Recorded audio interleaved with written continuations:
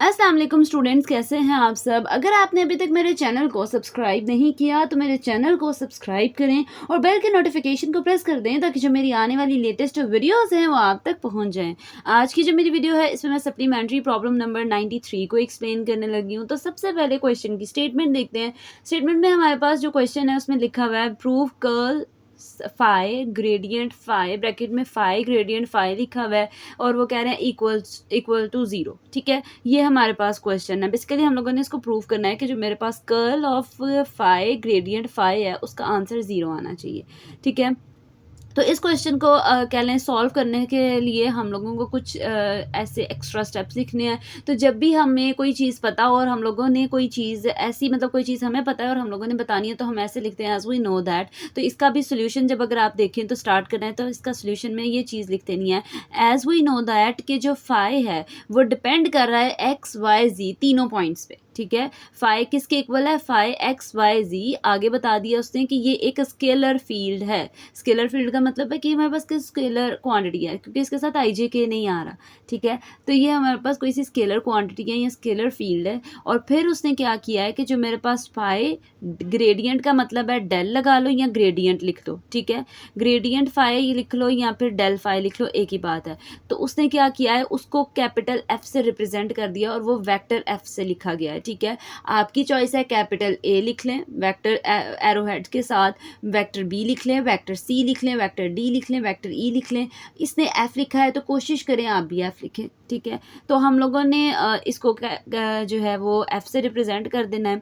आगे लिखा है दैट इज, अब हमने क्या करना है नेक्स्ट, जो डेल फाई है, डेल फाई का मतलब है मतलब मीनिंग ये है कि हम लोगों ने अब इसको इसकी वैल्यू लिखनी है। तो हमें पता है कि डेल की वैल्यू क्या होती है, partial over partial X I cap plus partial over partial Y J cap plus partial over partial Z K cap. और अगर फाई उसके साथ मल्टीप्लाई कर दिया जाए तो क्या वैल्यू होगी, partial phi over partial X I cap plus partial phi over partial Y J cap plus partial phi over partial Z K cap. ठीक है, ये मेरे पास वेक्टर एफ की वैल्यू है। आगे हम लोगों ने फर्दर मूव करना है और हम लोगों ने ये चीज़ लिखनी है by using vector calculus identity. अब हम लोगों ने जो कैलकुलस की आइडेंटिटी है उसको यूज़ करते हुए क्या चीज़ लिखनी है, नेक्स्ट स्टेप में हमने लिख देना है curl of F of A is equals to del F cross A plus F curl of A. मतलब हम लोगों ने ये जो कह रहे हैं यहाँ पे अब एक ऐसी चीज़ लिखी गई है जो कि हम लोगों को पता थी। ठीक है, और वो अब हम लोगों ने आइडेंटिटी पहले तो लर्न करनी है क्योंकि कुछ क्वेश्चन ऐसे होते हैं जिसमें कुछ चीज़ें लर्न करनी पड़ती हैं। ये जो आपके थ्योरम बेस्ड क्वेश्चन होते हैं इसमें हमें कुछ चीज़ें समझ के लर्न करनी पड़ती हैं। तो सेम यहाँ पे जो हमारे पास लिखा है by using vector calculus identity, ये जो कैलकुलस आइडेंटिटी है ये आप लोगों ने लर्न करनी है और फिर उसको आपने यहाँ पे अप्लाई करना है। कह रहे हैं ये जो है कैलकुलस की कोई आइडेंटिटी है उसको हम लोगों ने लिया है और उसको फॉलो करते हुए अब वो वेक्टर का कैलकुलस आइडेंटिटी क्या है, लिखा हुआ है curl F of A is equals to del F cross A plus F curl of A. ठीक है, ये मेरे पास आइडेंटिटी है। अब हम लोगों ने क्या करना है, एफ को लेट कर देना है फाई। ठीक है, क्योंकि हम लोगों ने गिवन क्वेश्चन प्रूव करना है उसके लिए हम लोग ये स्टेप्स कर रहे हैं। एफ को लेट कर देना है फाई और वेक्टर ए को लेट कर देना है डेल ऑफ फाई। ठीक है, तो जहाँ जहाँ एफ है ये जो वेक्टर आइडेंटिटी है मेरे पास गिवन, वहाँ वहाँ हम लोगों ने क्या चीज़ पुट कर देनी है फाई, और जहाँ जहाँ वेक्टर ए है वहाँ वहाँ डेल फाई पुट कर देना है। पुट करने के बाद जरा देखें मेरे पास आंसर्स क्या आएंगे। मैंने लिख देना है मतलब इस तरह से पुट करके मेरे पास जो वेक्टर आइडेंटिटी है वो ये बन जाएगी।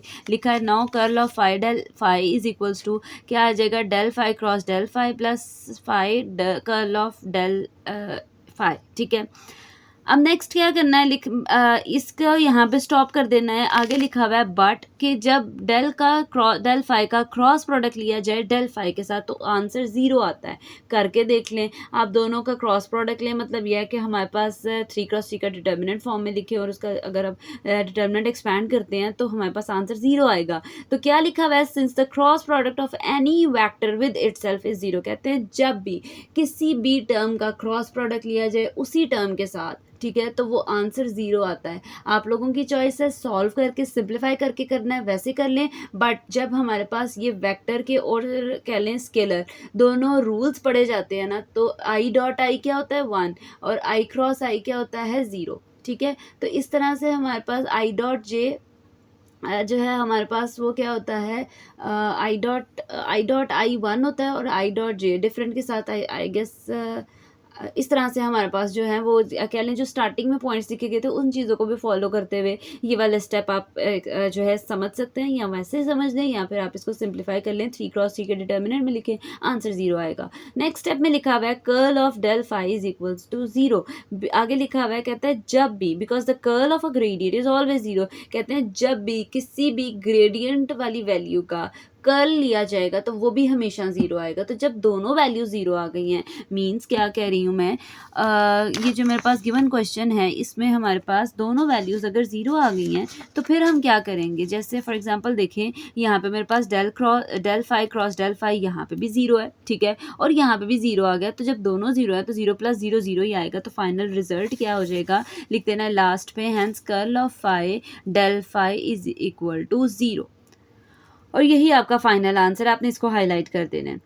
ये थी जी आज की मेरी वीडियो। होपफुली आपको मेरी वीडियो अच्छी लगी होगी। अगर आपको मेरी वीडियो अच्छी लगे तो वीडियो को लाइक करें और सब्सक्राइब करना मत भूलिएगा। तो इंशाल्लाह जो नेक्स्ट वीडियो होगी वो फर्दर सप्लीमेंट्री प्रॉब्लम से रिलेटेड होगी। तो तब तक के लिए अल्लाह हाफिज़।